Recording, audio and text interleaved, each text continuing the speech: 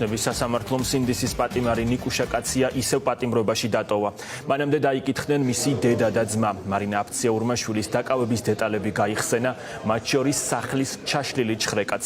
პოლიციელები ბინაში ვერ შევიდნენ, რადგან გასაღები კარში ჩაუტყდათ. ამ დროს ნიკუშა კაცია უკვე დაკავებული ჰყავდათ. დაკითხვის დაწყებამდე სინდისის პატიმარმა მოსამართლეს კითხა თუ როგორ ეძინა. თამარ მჭედლიშვილმა უკანონო პატიმრობაში გუშინ საბა ჯიქია გაუშვა. ოცნების პროკურატურა ჟურნალისტს ნარკოდანაშაულს ედავება, არც ამ საქმეშია ნეიტრალური მოწმე ან ჩხრეკის ვიდეო. გიორგი კუჟინაძე დაესწრო ამ სხდომას, რომელიც დეტალებით აგრძელებს ფორმულას პირდაპირ ეთერში საუბარს.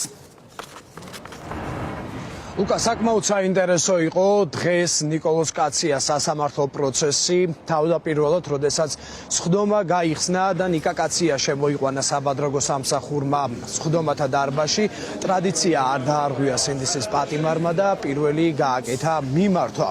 თავდაპირველად მან საბა ჯიქიას მხარდაჭერა და სოლიდარობა გამოუცხადა და ამის შემდეგ მიუსამძიმრა და კიდევ ერთხელ გაიხსენა ლექსო ლაშქარავას გარდაცვალების დღე და თქვა, რომ სისტემამ ლექსო ლაშქარავა 4 წლის წინ მოკლა და ეს საზოგადოებას არ უნდა დაავიწყდეს.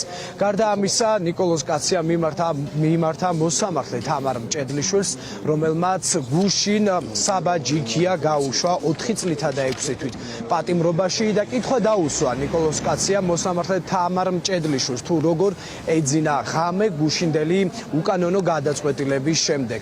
ამის შემდეგ უკვე სასამართლოს სხდომათა დარბაზში მოწმის სახით დაკითხეს ნიკოლოზ კაციას დედა და როდესაც შემოვიდა ნიკოლოზ კაციას დედა, შვილთან ჰქონდა მცირედი კომუნიკაცია, თუმცა მოსამართლე თამარ მჭედლიშვილმა ამის შესაძლებლობა არ მისცა, მათ რამდენჯერმე გააფრთხილა ნიკოლოზ კაცია, რომ თავი შეეკავებინა წინააღმდეგ შემთხვევაში დაატოვებინებდა სხდომათა დარბაზს და მეტიც მოსამართლემ უთხრა, რომ ის რასაც აკეთებდნენ, ანუ დედაშვილს შორის მცირედი საუბარი, ეს საკმაოდ თბილი საუბარი იყო, ემსახურებოდა სასამართლოს უპატივცემულობას. ახლა შეგვიძლია ნახოთ ის გახმოვანებული ტექსტი, რომელიც სასამართლოს სხდომათა დარბაზში ნიკოლოზ კაციას მოსამართლესა და დედას შორის შედგა.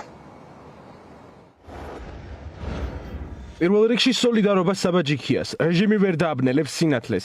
ასევე აუცილებლად მინდა შევეხო იმ თემას, რომელიც ჩემს კოლეგებს ეხებათ. 4 წელი გავიდა ჩემი კოლეგა, ჩემი კურსელი ლექსოს სიკვდილიდან, რომელიც მოკლა რეჟიმმა. ასევე სამძიმარი მინდა გამოვუცხადო ონისეს ოჯახს. ძალიან დამრთგუნა მამამისის გარდაცვალებამ. ასეთი მშვიდის სახით რომ მიყურებთ, მართლა მაინტერესებს, გუშინ მშვიდად გეძინათ იმ განაჩენის გამო, რაც საბა ჯიქიას გამოუტანეთ? დედა მიყვარხარ. დედას იმედო. ეს არის რუსული რეჟიმი. ასე გამოიყურება, როცა უდანაშაულო შვილი ვერ ხვდება დედას. შენიშვნას გაძლევთ. რატომ უნდა მომცეთ შენიშვნა? დედა ჩემს მიყვარხარ, თქო რომ მეუბნები? დედა არ ყავთ? ისედაც გავიგეთ თქვენი მხრიდან აგრესია და დედასთან კომუნიკაცია პირველად ხდება მინის გარეშე. შეიკავეთ თავი. თავი შეკავებული მაქვს. ჰუმანურობა, ელემენტარული უნდა გაგაჩნდეთ. არა ადამიანობა უკვე საკმარისად გაქვთ გამოვლენილი. ნუ მიწევთ წარბებს. არ მეშინია არც თქვენი და არც თქვენაირი 1000 რომ მიჯდეს მანდ. ეს ყველაფერი არის სასამართლოს უპატივცემულობა, გაძლევთ შენიშვნას. რომელ ფიცს აირჩევთ, რელიგიურს, არარელიგიურს თუ ფიცის შემცვლელს? სამივეს, მაინც არც ერთის გჯერათ. ნიკოლოზ კაციას დედა დაიკითხა დღეს სასამართლოზე მოწმის სახით, მან კიდევ ერთხელ გაიხსენა სასამართლო პროცესზე ჟურნალისტის დაკავების დღე და დეტალები.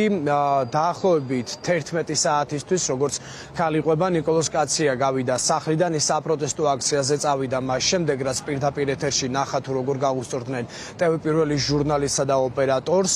ამის შემდეგ ტაქსი გამოიძახა ნიკოლოზ კაციამ და დაახლოებით 1 საათში უკვე პოლიციის წარმომადგენლებმა სახლში მიაკითხეს ქალს. როგორც ყვება ნიკოლოზ კაციას დედა, პოლიციელებმა მას მოსთხოვეს კარის გაღება, თუმცა ის კარს ვერ გააღებდა, რადგანაც ნიკოლოზ კაციამ გარედან ჩაკეტა სახლის შესასვლელი კარი. შესაბამისად, პოლიციელებმა უთხრეს შემდგომში, რომ ნიკასთან ერთად დაბრუნდებოდნენ და ნიკოლოზ კაცია გახსნიდა სწორედ სახლის კარს, თუმცა მოგვიანებით პოლიციელები მარტო დაბრუნდნენ, ნიკოლოზ კაცია მათთან ერთად არ იმყოფებოდა მიდიოდა და ქალის თქმით პოლიციის წარმომადგენლებს გასაღები ჩაუტყდათ კარში, შესაბამისად მათ ვეღარ მოახერხეს სახში შემოსვლა და იქ ჩხრეკის ჩატარება. ქალის მტკიცებით, როდესაც პოლიციელები გარეთ იყვნენ შეკრებილები, მან ახსენა, რომ საიას წარმომადგენლები მოდიოდნენ მათთან საცხოვრებელ სახლში და ეს როდესაც გაიგეს პოლიციის წარმომადგენლებმა თავდაპირველად მას მოსთხოვეს განემარტათ რას ნიშნავდა საი, ანუ პოლიციელებმა მისი თქმით არ იცოდნენ ახალგაზრდა იურისტთა ასოციაციის, ანუ მოკლე სახელის განმარტება, საიას განმარტება და როდესაც შეიტყვეს, რომ ისინი მოდიოდნენ, დაუყოვნებლივ პოლიციის წარმომადგენლებმა დატოვეს მათი სახლის მიმდებარე ტერიტორია.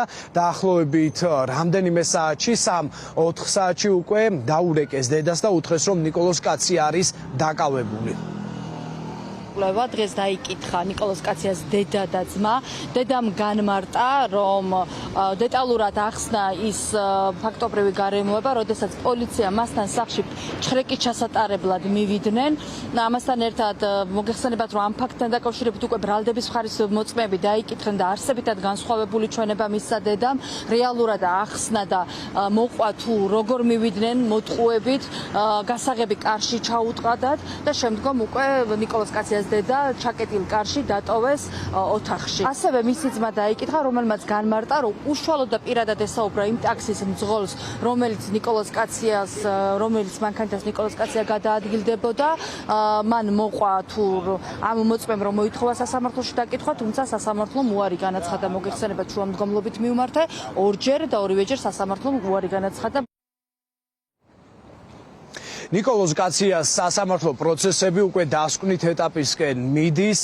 დაცვის მხარე გადავიდა უკვე მტკიცებულებების გამოკვლევაზე, ასევე დაცვამ დააყენა რამდენჯერმე შუამდგომლობა, რომ დაკითხული იყო სასამართლოს ხდომათა დარბაზში ის ტაქსის მძღოლი, რომელმაც ნიკა კაციას მიაკითხა საცხოვრებელ სახლში და მიყავდა საპროტესტო აქციაზე, თუმცა მოსამართლემ ეს შუამდგომლობა არც ერთხელ არ დააკმაყოფილა. არა და ტაქსის მძღოლი დაადასტურებდა იმას, რომ პოლიციელებმა სწორედ ტაქსში დააკავეს ნიკოლოზ კაცია, არა და თავად პოლიციის წარმომადგენლები საპირისპიროს ამტკიცებდნენ სასამართლოს ხდომებზე და აცხადებდნენ, რომ ტაქსში ის არ დაუკავებიათ.